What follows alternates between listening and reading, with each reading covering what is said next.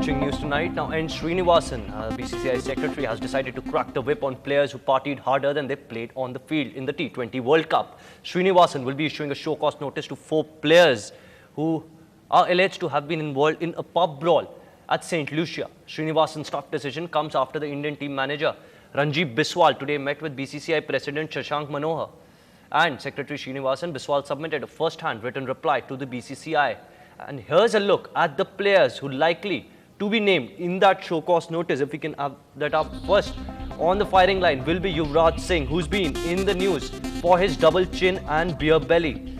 Yuvraj Singh finds mention in that report. Also, speculation rife that Harbhajan Singh too might find mention in their report, since he's been carrying his IPL parting ways well into the West Indies as well.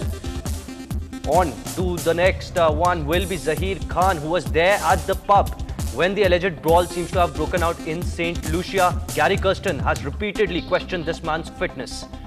Also on the notorious list might be Ashish Nehra, who has denied there was any brawl but still was present there. He finds a mention in Ranjit Biswal's report. Well, apart from these players, I have the Press Trust of India report in my hand, which says that speculations are rife about Rohit Sharma and Ravindra Jadeja also being included in the list of frivolous players.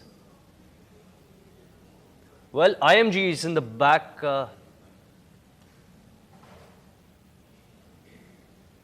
IMG is back in the good books of the BCCI. The meeting between BCCI and its event manager IMG is over. All BCCI officials have unanimously decided to stick with IMG as its consultant. IMG is involved in organizing the entire IPL, and its contract with the BCCI was on the threshold of being terminated last year at the behest of BCCI Secretary N. Srinivasan, who opposed the exorbitant fees being charged by IMG. It's learned that Lalit Modi's good friend Andrew Whiteblood, the man who conceptualized the IPL with him, also attended the meeting along with BCCI President Shashank Manohar and IMG's enemy number 1, N. Srinivasan.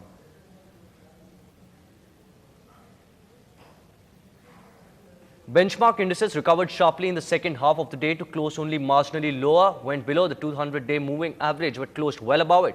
Shakti Patra tells us whether it's a classical bottoming sign.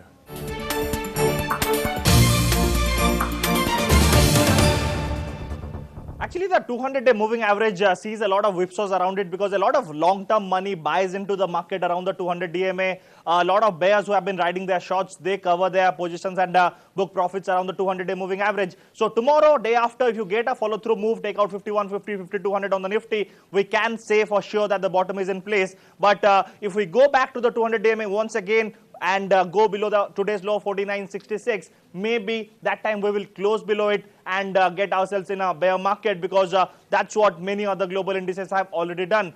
Nifty intraday today, we had a low opening. Asia was bleeding when we opened for trade and then kept trickling lower. But as usual, around 1 o'clock in the afternoon, we hit a bottom at 49.66 on the Nifty, about 20 points below the 200-day moving average. And after that, this big surge on the Nifty came out of absolutely nowhere. Maybe US futures recovering was one of the factor, but Nifty almost recovered 2% from the day's lowest point, ending above 5,000, the psychological mark, and the 200-day moving average now at 49.84. What went higher? One big pack, capital goods. ABB parent company has offered a open offer in India. That went up 23%. L&T came out with results midday. That went up 5% in trade. And hopes like ABB for Siemens also kept that counter busy, 5% higher on Siemens. On the way down, you had almost everything else going lower, but the IT pack lost about 2%. Euro concerns, that kept some of the heavyweights busy on the way down. And the oil and gas pack led by Reliance, which lost another 2.5% in trade. Also, Aban Offshore, which lost another 5% after the massive cut it got on Friday. Now, as you said, we have probably seen a bit of a bottoming process in place.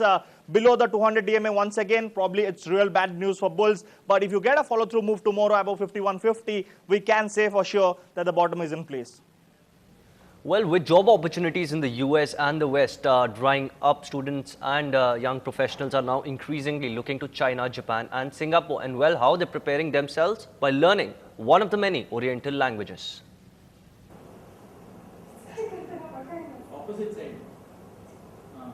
24-year-old Mahesh is learning to twist his tongue right to speak the new language he's learning, Japanese.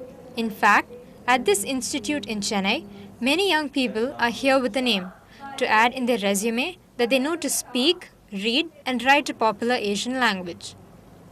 I'm learning Japanese language to take it up as a part-time job, which has many translation options. And moreover, the company where I'm working is also having Japanese projects. To converse with the client, I need the Japanese language proficiency, so I'm learning Japanese language. Leo, a Chinese tutor, is teaching a few college students to write the kanji script. 因为中印两国是重要的贸易伙伴，而且中印两国有着悠久的历史，所以我觉得中印两国需要加强联系，然后扩大合作，所以让我们两国的经济有更大的发展，所以我们需要学习中文。 Interpreters and translators of foreign languages have always had a big demand. But with growing opportunities of work in Asian countries, even colleges have introduced Asian language courses apart from the usual French classes. If college students were to sign up for the foreign language course, then obviously they drop out after the basic 3 levels. Their purpose would be to get a working knowledge. In this institute, for example, the number of students enrolling for Asian languages has increased from less than 5 last year to more than 14 this year. For a 50-hour course, you will have to spend up to 9,000 rupees. Learning an Asian language gives a cutting edge as the global market is going to expand in leaps and bounds. Go global or perish. Sayonara. With camera person Kutiraja and Anusha, this is Kavya for Ndtv-Hindu. Well, time for us to slip into a short break. Coming up on the other side, villages will show you who don't have VDs, pan parags or cigarettes. Yes, that's a village without any vices.